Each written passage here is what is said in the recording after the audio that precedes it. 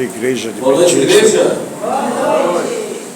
Igreja Adventista do Sétimo Paz do Dia, nosso Senhor Jesus Cristo esteja bairro conosco. Amém. Álvaro Eimo, Fortaleza, Irmãos, Ceará, Nordeste do Brasil, estamos aqui mais uma vez reunidos 14 de abril de 2024. Na noite de hoje, nós iremos meditar sobre alguns textos muito interessantes que poderá nos dar uma luz, uma explicação ou uma orientação para que nós possamos conduzir a nossa vida da melhor forma possível.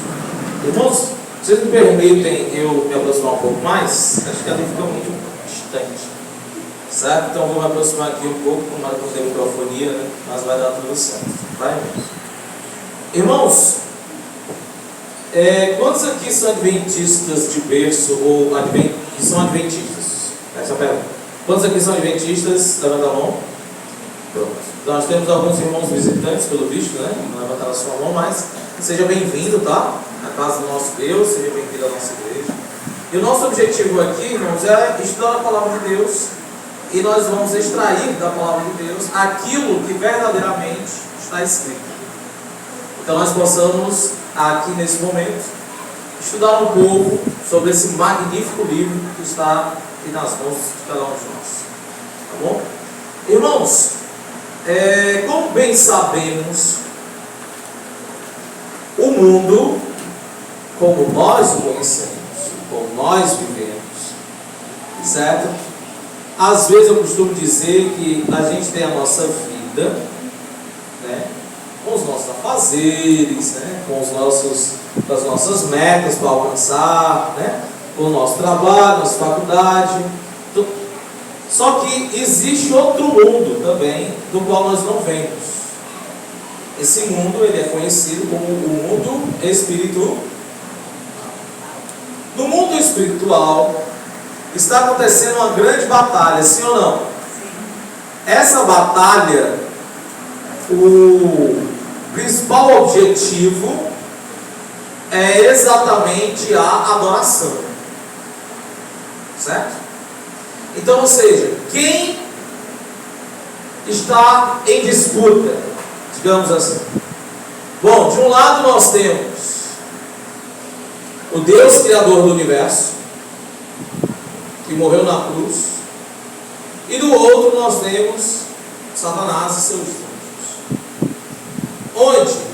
Qual o principal objetivo? A adoração do ser humano. A quem o ser humano vai adorar?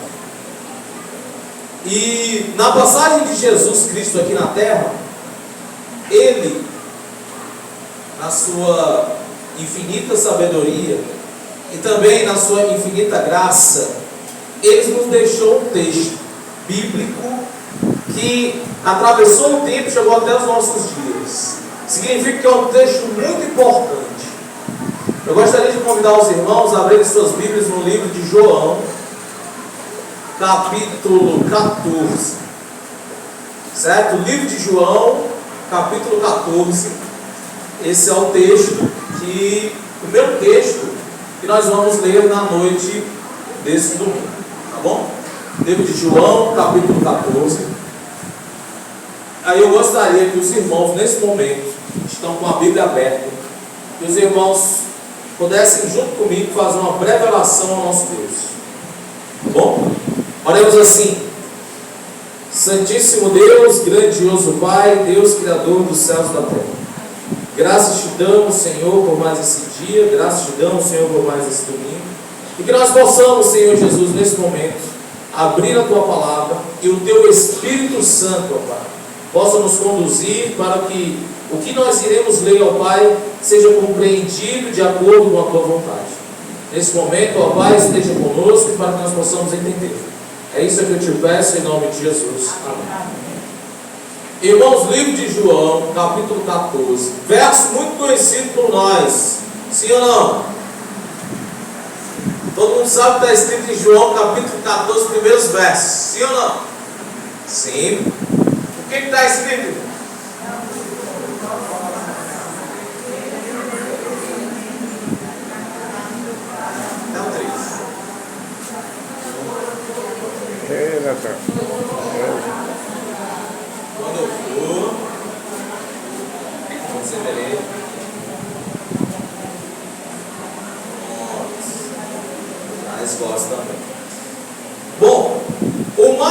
interessante desse texto é o seguinte, Jesus, ele falou uma coisa muito interessante. No começo, no primeiro versículo, tem uma frase muito interessante que nós possamos entender.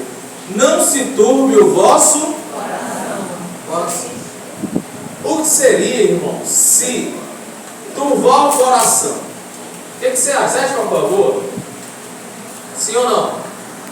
Você acha que um coração atribulado, ele é bom, sim ou não? Não. É não, né?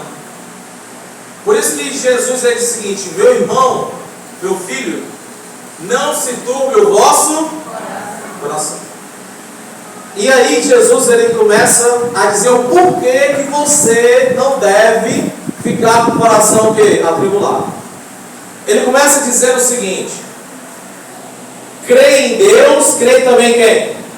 Em mim. Por que ele começou dizendo isso? Ele começou dizendo isso porque naquela época Jesus ainda, nesse momento que ele acabou de dizer, ele ainda não era o Jesus que nós conhecemos hoje. No sentido de que naquela época as pessoas só viam Jesus como um outro rabi, ou como outro mestre, certo? As pessoas que estavam em volta dele ainda não enxergavam ele como Messias, certo? Só via Jesus como se fosse mais um outro mestre judaico. Por isso que Jesus Cristo, ele disse assim, credes em Deus e credes também quem? Em mim. Ele estava nesse momento dizendo que ele e Deus eram o quê? A mesma coisa. E que você não era para estar com o coração tribulado, porque você crê em quem? Em Deus. E que você também crê em quem? Em Jesus.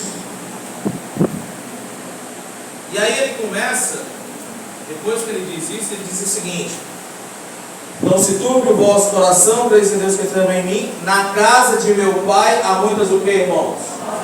Se assim não fosse, eu não vos teria o que, irmãos? Ou seja, se na casa de Deus, se Deus não estivesse preparando nada para nós, ele teria dito: ó, não tem nada para você não. Mas ele disse o que? Na casa de meu pai há muitas moradas. Se não fosse dessa forma, eu teria o que? E aí ele começa dizendo o seguinte: pois eu vou preparar um lugar para o quê? Para vocês. E quando eu for e preparar o lugar, o que vai acontecer, irmãos? Preste atenção nessa palavra. Eu vou o quê? Voltarei. Diga amém. Amém. Voltarei e os receberei para mim mesmo, para que onde eu estou estejais mais o quê? Agora as coisas vão ficar interessantes. Por quê, Johnny? Jesus, ele fez uma promessa, sim ou não? Qual foi? Ele disse que ia voltar. Ou seja, ele disse que ia preparar um lugar para nós, e ele também disse que ia voltar. E quando Jesus Cristo diz que vai voltar, significa dizer o quê? E nesse momento todos estavam se perguntando: e quem é que vai? É verdade? Sim ou não? Se Jesus diz assim, eu vou preparar um lugar e vou voltar e vos recebereis, para que onde eu esteja estejais o quê? Vós também. Então a grande pergunta é: e quem vai? Quem é que vai? Quem é que vai voltar com Cristo? Quem é que vai ter uma casa ao lado de Deus? Quem é que vai viver eternamente com Jesus? Quais são as pessoas? Será que é um povo? Será que vai ser uma determinada linhagem, de uma determinada pessoa? O que vocês acham? Quem é que vocês acham que vai voltar junto com Jesus quando ele vier? Essa é a grande pergunta. Para grandes perguntas, a Bíblia tem grandes respostas. Diga amém. Amém. Irmãos, agora abra sua Bíblia no livro de Mateus. Livro de Mateus, capítulo 7.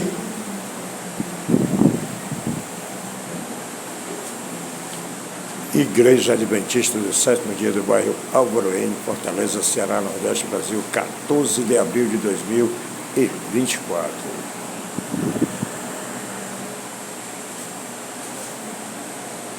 Mateus capítulo 7, verso 21. Mateus 7, 21. E diz o seguinte: Jesus Cristo falando aqui, ó. Nem todo aquele que diz Senhor, Senhor entrará o que, irmãos? Preocupante? Sim ou não? Porque nem todo aquele que diz Senhor, Senhor entrará no reino dos céus. Aí vem a palavra que diz, adversativa, diz o seguinte: mas, grife aí na sua Bíblia, viu, irmão? Grife na sua Bíblia, para que você nunca possa esquecer desse texto. Mas aquele que faz a vontade de quem, irmãos? De meu Pai. Aquele que faz a vontade de Deus é esse que vai morar com Jesus no céu. Sou eu que estou dizendo? Não, é a própria Bíblia. Aquele que faz a vontade de meu Pai, esse é que vai estar onde, irmãos? No reino dos céus. E aí ele vai dizendo o seguinte, ó, ele continua dizendo: que está nos céus, verso 20: muitos naquele dia vão me dizer: Senhor, Senhor, não vos profetizamos em teu nome? E em teu nome não expulsamos demônios? E em seu nome não fizemos muitos milagres? Então lhe direi explicitamente: eu nunca vos conheci. Eu nunca vos conheci. Afaste de mim, vós que praticais o quê? Ou a iniquidade. Irmãos, olha aqui. Esse texto é forte, sim ou não? É um texto forte. Ou seja, Jesus Cristo, naquele dia, quando ele fala naquele dia, que dia é esse? É o dia da volta de Jesus. O dia que Jesus Cristo estiver voltando nas nuvens do céu. A Bíblia fala que muitos irão se perguntar: Senhor, em teu nome nós não expulsamos demônios? Senhor, em teu nome nós não fizemos muitos milagres? Aí Jesus diz que não vos conheço. Sabe o que eu consigo extrair desse texto? É o seguinte: o problema não é você conhecer a Jesus. O problema é Jesus não lhe conhecer. Esse é o problema. Aí vocês perguntam: mas Jonathan, como é que eu vou fazer com que Jesus me conheça? Porque, segundo o que está escrito aqui na palavra de Deus, Jesus só vai levar os conhecidos, na verdade? Sim ou não? Aí eu faço uma pergunta para vocês, irmãos: existem pessoas que você conhece e existem pessoas que você é íntimo, não é verdade? Pergunta: quando é que você é íntimo de uma pessoa? Quando é que você se torna íntimo de uma pessoa? Quando você tem duas situações: quando você convive, ou quando você passa muito tempo com essa pessoa. Muito tempo o que, Jonathan? Conversando. Irmãos, entendam. Você só conhece alguém quando você destina tempo a essa pessoa. Você só vai conhecer Jesus e Jesus só vai lhe conhecer se você destinar tempo a Ele. nós vivemos uma vida muito corrida, nós vivemos uma vida cheia de compromissos, mas entenda uma coisa, meu irmão, temos que ter tempo para Jesus. A gente precisa destinar o nosso tempo da nossa vida para Jesus. Nós precisamos entender que Jesus, ele não é uma parte da nossa vida, mas sim os ensinamentos de Jesus, a forma como Jesus vivia, a forma como ele falava, a forma como ele tratava as pessoas, a forma como ele se comportava em meio a algumas situações. Essa também tem que ser o nosso objetivo. Irmãos, entenda, nós somos cristãos. A partir do momento que a gente afirma que é cristão, significa que nossas atitudes, o nosso modo de falar, o nosso modo de agir, e as nossas vontades, todas têm que ser pautadas em nome de quem? Em nome de quem, irmãos?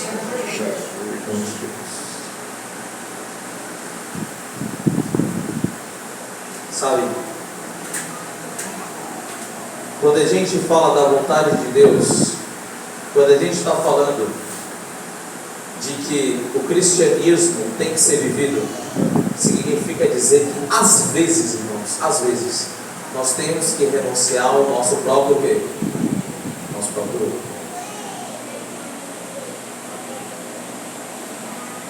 Sabe, irmãos, a gente precisa entender o seguinte, assim como está escrito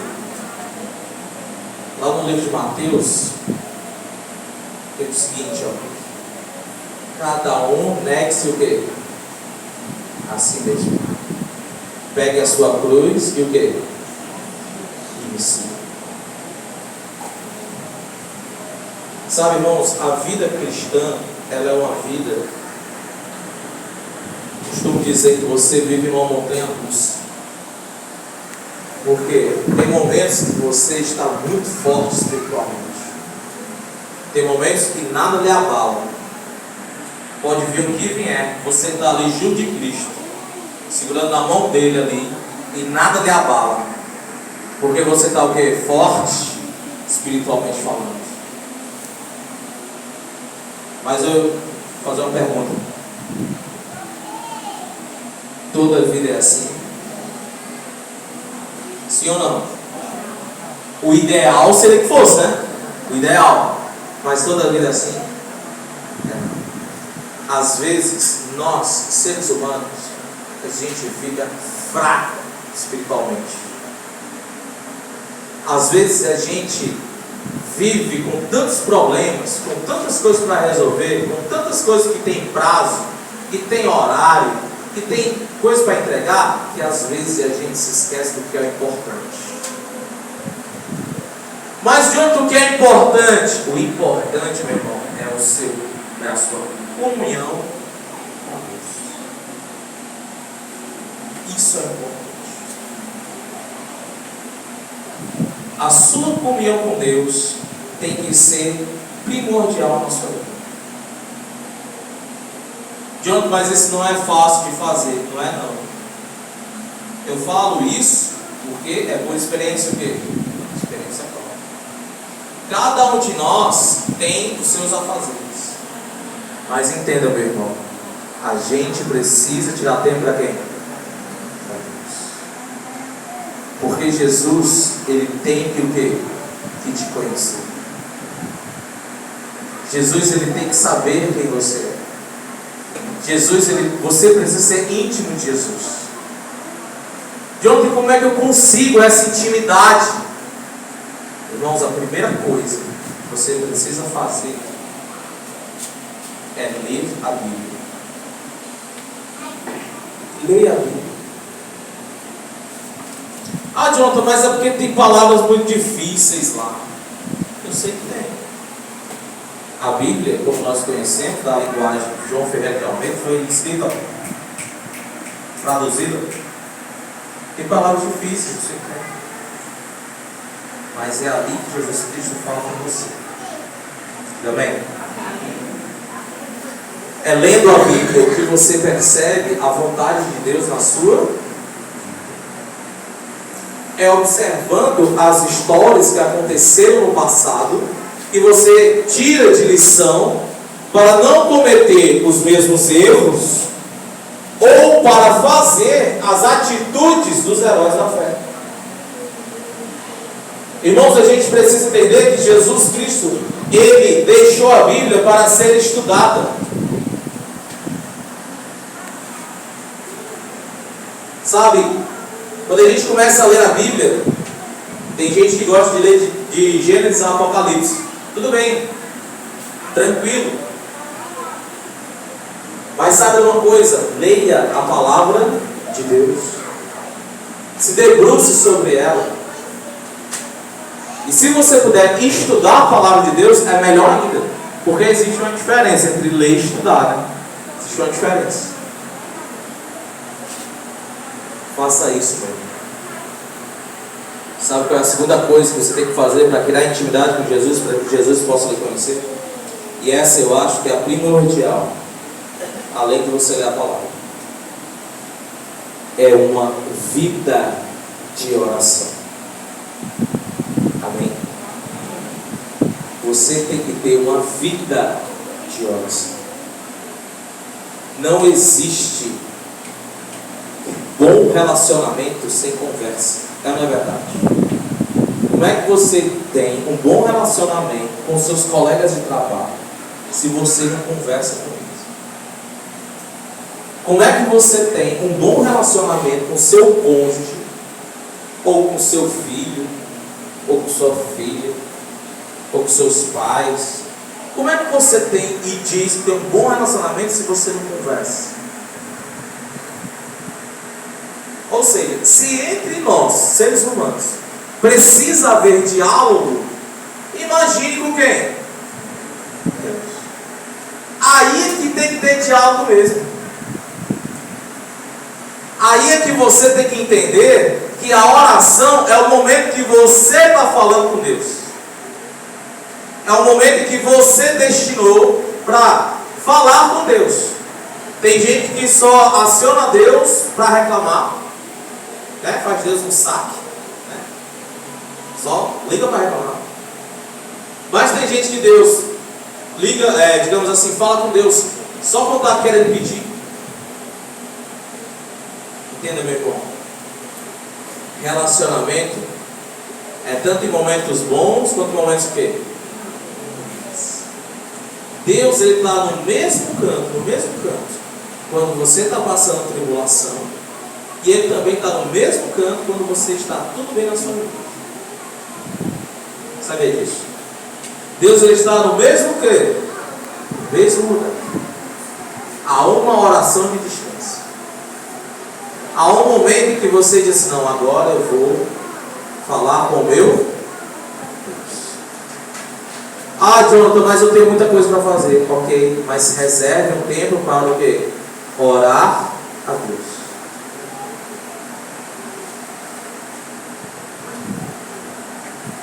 Vou encerrar o sermão agora com uma breve reflexão. Eu gostaria que os irmãos pensassem. Irmãos, nós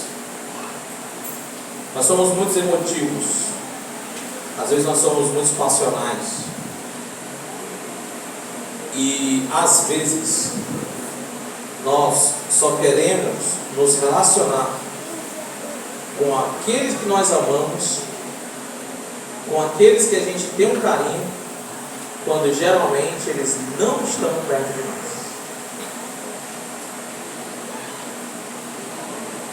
Às vezes a gente quer dizer um eu te amo para uma pessoa que ou está longe ou que já morreu. Às vezes a gente quer dar um abraço em alguém, só que essa pessoa deve estar a quilômetros e quilômetros de distância. Irmãos, naquele momento, quando Jesus Cristo estiver voltando nas nuvens do céu, aquele momento, infelizmente, não é mais momento de intimidade ou reconciliação. No momento que Jesus Cristo estiver voltando nas nuvens do céu, Ele não vai mais estar aberto a diálogos. Ele não vai mais estar aberto para salvar ou não salvar. No momento que Jesus Cristo aparecer mais uma vez nesse céu, vai ser o momento em que Ele vai separar o joio do trigo. Vai ser o momento em que Jesus Cristo vai vir buscar aqueles que fizeram a vontade do Pai. Jesus Cristo, quando Ele vier, Ele vai colher os frutos maduros. Ele vai colher e Ele vai trazer para junto de si aqueles que Ele conhece. Ele vai trazer para junto de si aqueles que, mesmo com todas as atividades do dia a dia, reservaram tempo para falar com Ele. Aqueles que, mesmo com todos os problemas, teve fé no seu poder. Aqueles que passaram horas e horas lendo a palavra de Deus e colocando em prática. Aqueles que tinham uma vida de oração, que oravam a Ele e que engrandeciam o nome de Deus. E que no momento que acontecia alguma coisa boa na vida, a primeira coisa que lembrava era de agradecer a Deus. Sabe, meu irmão, Jesus, Ele vem buscar os que verdadeiramente quiseram e sempre quiseram estar ao lado dele. Não é aquele que queria de boca, mas aquele que queria de ação. Porque se eu fizer uma pergunta aqui a todo mundo desse bairro aqui, se todo mundo quer ir para o céu, todo mundo quer ir para o quê? Vai levantar. Mas se eu perguntar para todo mundo do mesmo bairro, quantos estão felizes em morar com Jesus?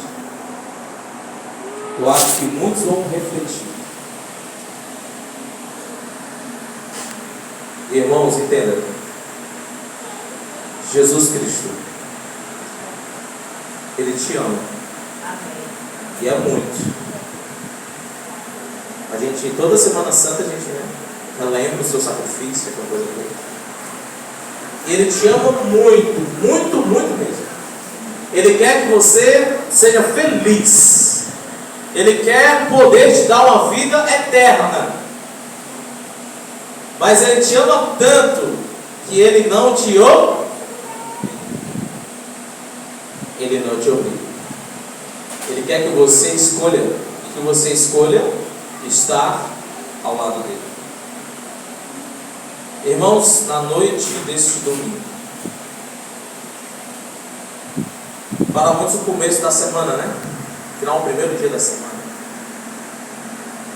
Que o nosso relacionamento com Deus ele possa ser fortalecido.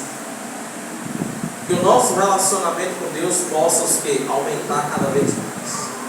Que nós possamos realmente estar íntimos com Jesus.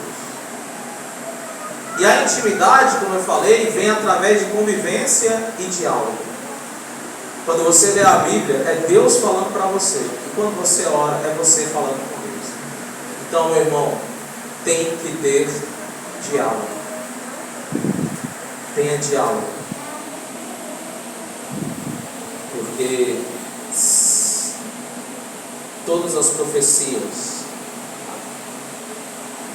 referente à volta de Jesus estão sendo cumpridas. Diga amém. Amém. O que falta agora é basicamente a pregação do Evangelho a todo mundo. E aí, quando isso acontecer, haverá o fechamento da porta da graça. E aí, nesse momento, não haverá mais, digamos assim, uma segunda chance ou uma repescagem. O ímpio continue o quê? A ser ímpio. e o justo continue sendo justo. Irmão, Jesus está voltando. A natureza anuncia os acontecimentos, tudo. Jesus está voltando. O Guto vai cantar uma música agora. E essa música possa tocar aos nossos corações. Que nós possamos entender que a nossa vida, ela só vai ter sentido e ela só vai ser completa a partir do momento que nós permitirmos que Jesus Cristo nos transforme. Porque Jesus, Ele transforma as pessoas. Jesus, Ele faz com que as pessoas mudem a sua forma de ser.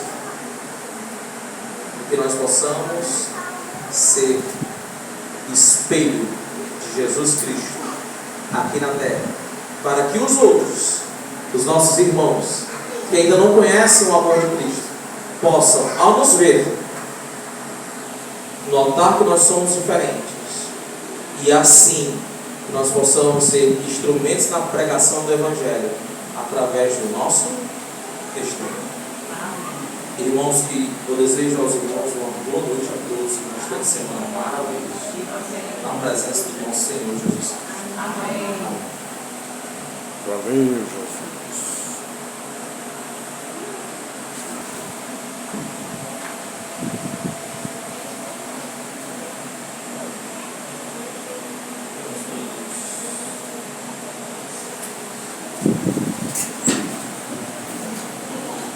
Igreja Adventista do Sétimo Dia, bairro Álvaro N, 14 de abril de 2024.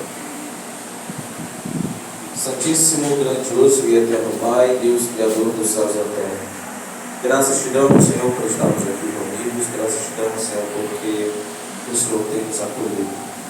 Santo Deus, muito obrigado, Senhor, pela tua infinita misericórdia.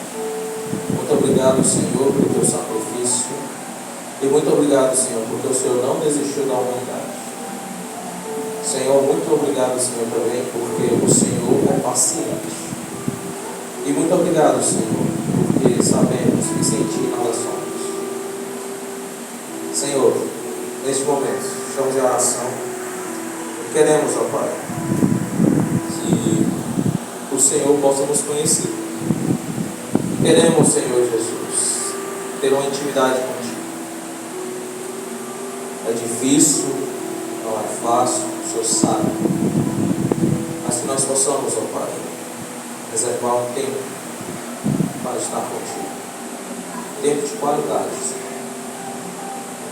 E nós sabemos, ó Pai, que neste mundo, a forma como as coisas estão acontecendo é o momento de reafirmarmos a nossa fé e de sabermos, ó Pai, de que não vai ter melhor, e sim que tudo está se encaminhando, Senhor, para uma breve morte. Então, Senhor, que nós possamos estar preparados, que nós possamos sentir o desejo de querer estar contigo. Senhor, abençoe cada família aqui presente. Abençoe a cada irmão. Tu sabes dos desejos, tu sabes das preocupações, tu sabes, ó Pai, de tudo que tem na vida dessas pessoas. Então, ó Pai, neste momento, estamos aqui, pedindo que o Senhor venha estar no nosso lado, que o Senhor possa conduzir a nossa vida. Senhor, aproveitando, também gostaria de pedir perdão. Estamos aqui em oração, gostaria de pedir perdão pelos nossos pecados. Se fizermos o que era mal perante os teus olhos, então, Senhor, neste momento perdoa. Santo Deus, abençoa-nos e protege-nos. Isso é que eu te peço e te agradeço em nome do Senhor Jesus. Amém.